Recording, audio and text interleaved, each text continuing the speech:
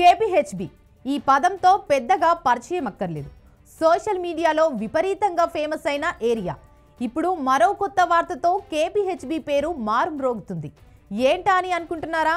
అయితే ఆగండి, అక్కడికే వస్తున్నా. హైదరాబాద్ రియల్ ఎస్టేట్ మార్కెట్లో మరోసారి భూమి ధరలు రికార్డు స్థాయికి చేరాయి. కూకట్పల్లి హౌసింగ్ బోర్డు కేపీహెచ్బీ ప్రాంతంలో ఎకరం భూమి ఏకంగా 70 కోట్లు పలికింది. తెలంగాణ హౌసింగ్ బోర్డు బుధవారం నిర్వహించిన ఈ వేలంలో ఈ అరుదైన రికార్డు నమోదైంది. ప్రస్తుతం కేపీహెచ్బీ అనే ఏరియా తెలియని వారు ఉండరేమో.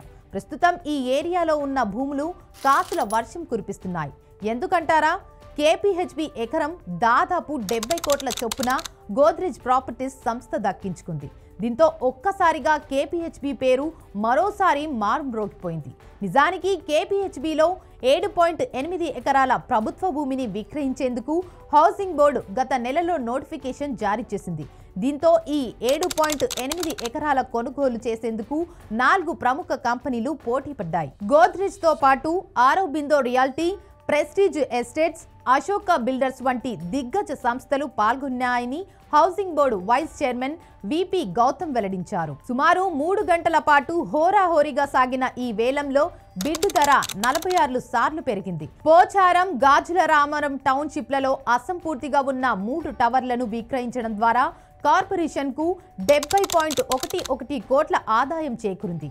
కానీ ఆ 3 కంపెనీల కంటే అధికంగా వేలం వేసి దాదాపు 547 కోట్లకు గోద్రేజ్ ప్రాపర్టీస్ కంపెనీ కొనుగోలు చేసింది.